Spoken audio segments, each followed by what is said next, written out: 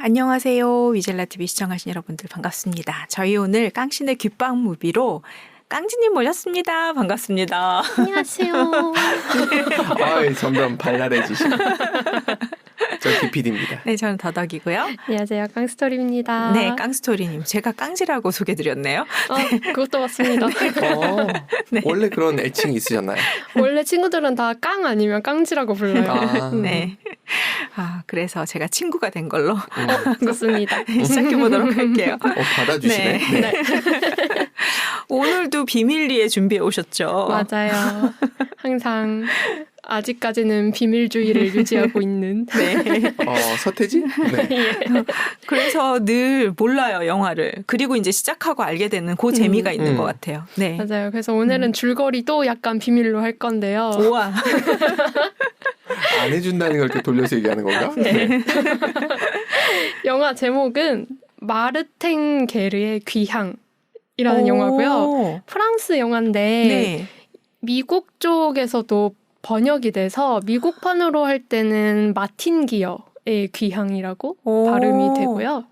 원래는 마르탱? 네. 불어식으로 하면 마르탱 게르.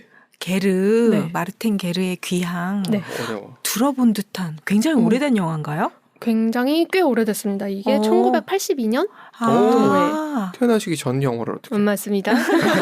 한국에 번안된 것도 10년 뒤인 1992년인데 그것도 태어나기 전. 그러네. 맞습니다. 네. 그래서 이거는요. 출연자로 힌트를 먼저 드려볼 건데 주인공 역할의 마르탱 역할의 남성분은 제라르 드파르디오라는 분이라서 이분은 저도 잘 모르는 분이고요. 네. 대신에 여자분으로 나오는 분이 나탈리 베이 분이 나오는데 이분이 지난번에 캐치미 이프 유캔에서 우리의 주인공의 어머니 역할로 나왔던 그분 진짜 프랑스 분이세요? 그러신 것 같더라고요. 그냥 저는 아무것도 모르는 불어를 모르는 사람이지만 유창해 보이시는 걸로 보아 현지분이신 것 같아요. 그런가 보다. 네. 네. 그래서 발음도 영어로 하면은 뭐 나탈리 베이라고 나오는데 또 검색하다 보면 불어식으로는 나탈리 바유 막 이렇게 발음하기도 하고 네. 그러더라고요. 그런 걸로. 맞습니다. 그래서 줄거리 짧은 줄거리 네. 비밀이라고 했지만 그래도 해보면 네. 이게 이야기가요. 들으시면 이게 그 시절에 가능했다고? 싶다가요. 그 시절이라 가능했나? 약간 이렇게 되는 스토리일 거예요. 와, 점점 더 궁금해지는데. 그래서 여기서 등장인물이 힌트라고 했는데 네. 그 나탈리 베이 분이 등장했던 그 영화가 주제가 뭐였죠? 캐치미 이프 유캔이요? 근데 주제 사기. 그쵸. 네. 이것도 사기예요? 맞습니다. 제목은 귀향인데. 사기치고 귀향했나 보지. 그럴 수도 있고요. 이렇게 추리를 하면서 들어주시면 재밌을 것 같아요. 네. 귀향해서 사기쳤구나. 네. 그래서 네. 이게 네. 중세시대 때인데요. 그래서 제가 그 시절에도 그 시절이라? 이런 말을 했던 게 이게 중세 색채가 조금씩 흩어져 가던 16세기 중반 무렵에 프랑스 남부 지역 툴루즈 지역에 있는 한 작은 마을 아르티가 지역에서 일어난 사기극 사건이고요. 또 그 사건을 담당한 판관이 재판을 진행하면서 이루어지는 이야기가 함께 혼재되어 있습니다. 되게 궁금해진다. 그러네요. 그 시절. 그 시절이면 르네상스? 이제 태동하기 시작했을 무렵이죠? 16세기니까. 그쵸? 네. 1500년대라는 거니까. 그쵸. 나 이 세기하고 연대하고 하나씩 어긋나는 게 머리 아프게 만들어요. 맞아요. 저도 한 번씩 헷갈려요. 그래서 기원전으로 가면 더 헷갈리더라고요. 그게. 미쳐버린대요. 숫자를 거꾸로 가가지고. 맞아요. 그래서 오늘은 스토리로 바로 들어가 볼 건데요. 네. 스토리로 들어가면 이제 1560년대 아까 말씀드렸던 사건을 진행한 판관분이 막 말을 타고 시골길을 지나쳐 가요. 지나쳐 가는데 여기가 진짜 찐 시골인 걸 알 수 있는 게 동물들이 저희는 생각하면 한정적이잖아요. 근데 막 오리, 돼지 시작해가지고 별의별 동물이 다 나오거든요. 오. 그러니까 여긴 진짜 목축하고 농업하는 그런 시골이구나 라이언 싶은. 킹 보신 거 아니죠? 아니에요. 잘못 봤나? 그런 친구들을 만나면서 시골 얘기겠구나라는 정취를 느끼면서 시작이 되고요. 네. 시작하자마자 바로 장면이 전환이 돼서 22년 전이죠. 1538년도에 한 젊은 청소년 부부의 결혼식 날로 이동이 됩니다. 이날이 주인공인 마르텐 게르하고 이름 너무 어려워요. 베르트랑드 드 롤스라는 친구인데 어렵다. 네네. 네. 그래서 그 베르트랑드라는 이 친구하고 마르탱이 둘 다 어렸어요. 근데 이 당시에는 조혼이 성행했던 시기니까 그러려니 하면서 결혼식을 보다 보면요. 혼인계약서라는 걸 쓰는데 우리는 지금 혼인계약서다 생각하면 그냥 누구랑 누구랑 앞으로 평생 행복하게 살 것이고 뭐 이런 내용이잖아요. 근데 이거는 진짜 계약서예요. 오. 누가 뭘 들고 왔고 누가 뭘 들고 왔다. 이렇게 돼 있거든요. 이혼을 대비한 계약서군요. 그런 거였나? 이때가 결혼이 약간 재산을 증식시킬 수 있는 하나의 수단이기도 했다 보니까 계약서가 이런 식으로 작성이 된 건데 상당히 진짜 상세해요. 보면요. 37평의 밀밭, 기장밭 49평, 황소 한 쌍, 루사스에 있는 숲, 빨간 드레스 3벌, 침대, 베개 몇 개 막 이런 식으로 나열이 돼 있거든요. 혼수품을 미리 적어놨다가 나중에 그걸로 시비 걸라는 건가? 너무해.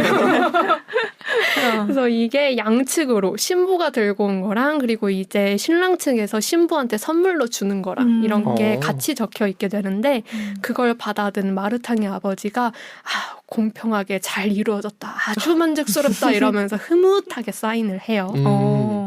그리고 이제 신혼부부들 가장 중요한 게 노동력의 생산이잖아요. 그러니까 바로 신혼 침실로 막 보내는데요. 앞에서 막 재밌다고 막 응답해설을 해요. 그러니까 이 당시에는 풍습이 음담패설 같은 걸 하면서 이 둘의 분위기를 그렇게 만들어줘야 아이가 잘 생긴다. 네, 이런 관습이 있었더라고요. 우리나라도 비슷한 게 있었잖아요.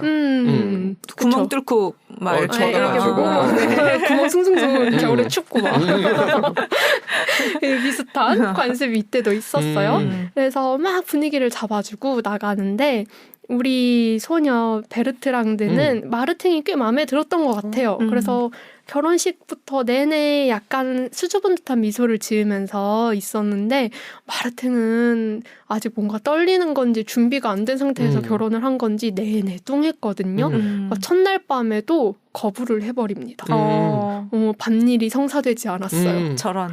근데 문제는 이게 좀 오래 지속이 됐다는 건데 장면이 다시 한번 전환이 돼서 판관이 등장을 하거든요. 그래서 이분이 툴루즈 지역에 있는 아르티가라는 마을이라고 했었잖아요.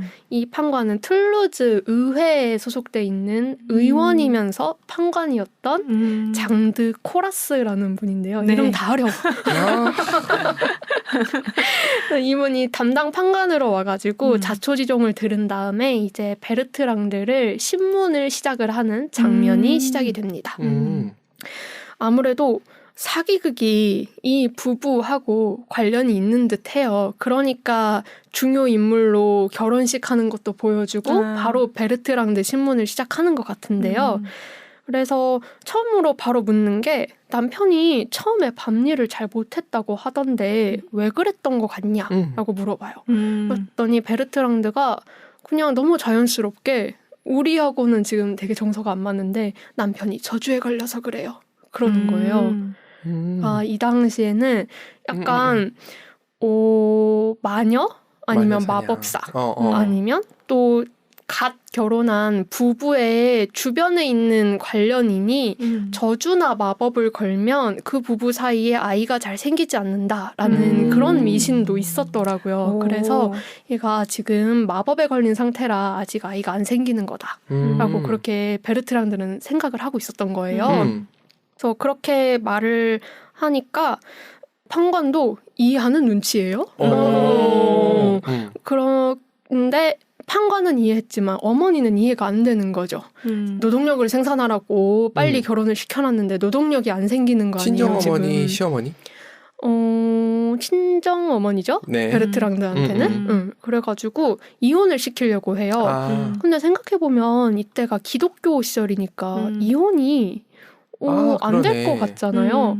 그래서 베르트랑드도 이혼을 거부를 했거든요. 그래서 그런 것 때문인가 미망인이 되니까 그런가라고 생각을 했는데 제가 자료 조사를 해보니 아무리 기독교 시절이었더라도 노동력이 또 중요한 시대였기 때문에 3년이 지났는데도 아이가 생기지 않으면 그거는 완성되지 않은 결혼이라고 봐서 코에 걸면 코걸이, 기 걸면 기걸이. 맞습니다. 그래서 이혼하고 재혼이 가능한 상태였더라고요. 근데 그런데도 이혼을 거부했다라는 거는 제가 봤을 때는 영화 내내 마르탱이 굉장히 쌀쌀맞거든요. 네.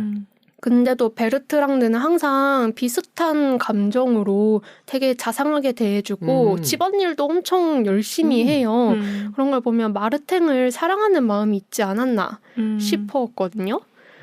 그런 상태로. 그게 사기인가? 네. 그럴까요? 굉장히 궁금하네. 그렇죠? 그래서 이런 식으로 막 흘러가다가 아이가 없는 결혼 생활이 거의 10년이나 가까이 돼버린 거예요. 그러니까 이제는 마을 사람들도 수군수군 내면서 막 남편을 놀리기 시작해요. 마르탱을. 그 밤일에는 남자의 자존심도 굉장히 중요하다고 들었거든요. 그러니까 막 위축돼서 더 못하지 않았을까 싶었어요. 저는 이런 걸 보면서. 근데 마을 사람들이 이제는 더는 안 되겠다 싶어가지고 본인들이 나서기 시작하는데 그게 또 재밌는 게요. 이때 풍습 중에 샤리발이라는 풍습이 있는데 이게요. 제가 봤을 때는 그 군인들이 엄폐할 때 쓰는 길리슈트 같은 걸 막 입고 나와요. 근데 그게 여장이래요. 네. 아무튼 그들 모습에는 여장인 상태로 마을 사람들이 막 나와서요.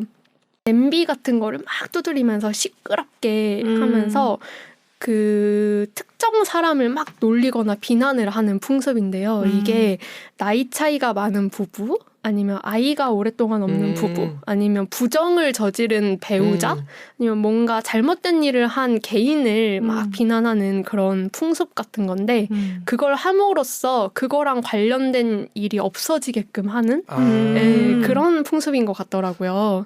그래서 이걸 막 와가지고 마르탱 집 앞에서 막 사람들이 시끄럽게 하다 못해 세레나데까지 불러요. 근데 세레나데 가사가 아이를 가지고 싶으면 빨리 이혼하고 재혼해버려 막 이런 식의 가사예요. 근데 그런 가사를 듣고 베르트랑드의 가족부는 돈을 그 사람들한테 던져줍니다. 어쨌든 일을 잘했다 이거겠죠. 그리고 이걸 했는데도 헤엄이 없는 것 같으니까 중세가 참 특이한 게 기독교의 시절이기도 했지만 미신의 시절이기도 했거든요.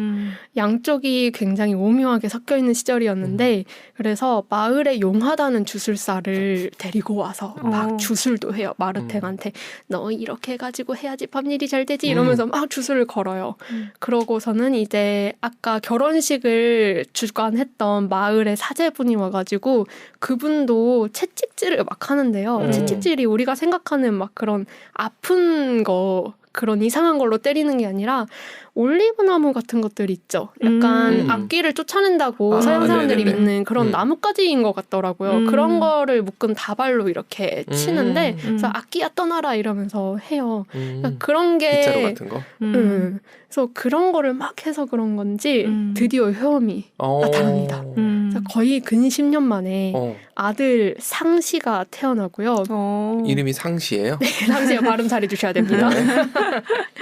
네, 근데 마르탱이 그냥 전반적으로 생산성에 소질이 별로 없는 친구인 것 같아요. 아들이 태어났는데 아들도 돌보지 않고 멀리 하고요. 농부 일도 싫어해요. 그래서 아버지랑 되게 그게 많아요. 분쟁이, 분쟁이 좀 자주 일어나는데 아버지가 굉장히 강압적인 분이셨거든요. 거기서 문제가 있었네. 그쵸, 그것도 있죠. 그래서 어린 시절에 결혼을 해서 이제 막 사춘기에 접어들었다가 성인이 된 친구를 아버지가 계속 강압하고 하니까 거기서도 막 이렇게 기분이 안 좋은 거죠. 그런 식으로 하니까 아내하고도 사이가 안 좋고 계속 반복이 됐는데 어느 날 쌀 2포대가 사라진 거예요. 그래서 음. 아버지가 대번에 너 이거 어디다가 쓰려고 훔쳤냐 이런 식으로 나가버려요. 그러니까 너무 화가 난 거야. 그날 밤에 가출을 해버립니다. 그래서 떠났는데 그 세월이 또 무려 엄청 오래 걸리거든요. 진짜. 근데 우리 베르트랑드는 사랑을 한 게 확실한 게 그 기간을 다른 사람과 재혼하지도 않고 부정을 저지르지도 않고요. 그냥 막 기도를 하면서 돌아오게 해달라고 하면서 기다려요. 그래서 8년이 지난 어느 날 드디어 마르탱이라고 볼만한 사람이 등장을 합니다. 이거 혹시 들어봤다. 들어보셨어요? 네. 이 장면이 기억이 나요. 오. 뒤에는 기억이 잘 안 나는데. 오. 근데 마르탱이 아닌 거구나. 오, 어떨까요? 과연 어떤 것일까? 진짜 연기력 끝내줘. 방향을 잘못 잡으셨어요. 배우로 가실 걸. 아, 그랬나요? 그래서 이날이 1556년에 어느 여름날이었는데요. 더울 거 아니에요. 그러니까 한 남성이 이방인이 지나가다가 아르티가 마을 청년 2명한테 물 좀 달라고 해요. 근데 너무 낯선 사람이니까 자주 보던 상인도 아닌 것 같고 누구냐고 물어봐요. 그래서 이 사람이 혹시 나 못 알아보겠냐라고 물어봅니다. 그래서 사람들이 처음엔 못 알아봐요. 왜냐하면 시간도 8년이나 흘렀잖아요. 그런데다가 이 친구가 묘하게 되게 건실해진 느낌이에요. 그 전에는 막 되게 뺀질뺀질하고 그런 성품의 소유자고 실제로 비실비실하기도 했던 것 같고 그런데 사람이 건실해져서 돌아오니까 못 알아보죠. 근데 대화를 하다 보니까 마르탱이 맞아요. 그리고 건실해진 거는 이유를 들어보니 군대에 입대를 해서 전쟁을 수행하면서 복무를 했다고 하더라고요. 보약을 먹은 게 아니고. 그건 아니었고. 그래서 좀 튼튼해진 거죠. 거기서 있다 보면은 뭐 운동도 했을 것이고 운동을 안 하더라도 계속 전투를 치르니까 그 당시에는 또 장비들도 무겁고 그랬잖아요. 그래서 건장해진 거였고 그래서 사람들이 막 기뻐해요. 근데 더 기쁜 게 체력만 건실해진 게 아니라 사람이 되게 밝아졌어요. 그러니까 야외 활동을 하고 돌아온 사람이잖아요. 에너지 넘치는 활동을 하고 왔다 보니까 밝아진 거죠. 역시 햇빛을 받아야 돼. 네. 비타민 D? 그래서 과다가 아닐까 생각될 정도로 밝고 어른들한테도 굉장히 다정다감하니 예우를 잘 갖춰요. 그리고 가족들한테도 잘하죠. 그리고 가장 좋은 게 우리 부인, 마음 썩이면서 기다렸을 부인한테 너무 잘해주는 거예요. 그래서 사람들이 이제 물어보죠. 어디서 뭐 하다가 이제 돌아왔냐라고 하니까 자기가 이렇게 군대 일을 하다가 스페인까지 넘어갔는데 북부의 부르고스 지방까지 갔다 왔다 이런 얘기를 해요. 근데 또 경그럽게 이 부르고스가 제가 교환학생으로 갔던 지역이거든요. 그래서 괜히 내적 친밀감 생기면서 저도 내 친구 돌아온 것처럼 이렇게 봤어요. 그래서 막 같이 저도 기뻐하면서 보고 있는데 그렇게 타지에 오래 있다 보니 가족들이 그리워졌대요. 그러니까 이제 가족의 소중함이 들어서 자기가 오랜 시간이 지났지만 이렇게 돌아오게 된 거다라고 얘기를 해주고요. 그러면서 자기가 겪었던 여러 무용담들이 있을 거 아니에요. 신기한 세계들의 이야기들도 있고 네. 그런 걸 막 풀어주면서 이제 마을의 파티가 열립니다. 그런데 이 사람이 오래 외부에 있다 보니 만나는 사람도 다양했어서 그런지 글도 배워왔대요. 그래서 막 베르트랑드가 시골 사람이니까 글 쓰는 사람이 사제밖에 없을 거거든요. 그래서 자기 부인한테 막 다정다감하게 하면서 글도 알려주고 이렇게 아주 행복한 가정 생활을 꾸려갑니다. 이번에는. 그렇게 잘 지나가나 했는데 판관이요. 갑자기 이 얘기를 듣다가 질문을 던지는데요. 이 질문이 제가 아까 열심히 썼던 그것이거든요. 한번 읽어봐 주시겠습니까?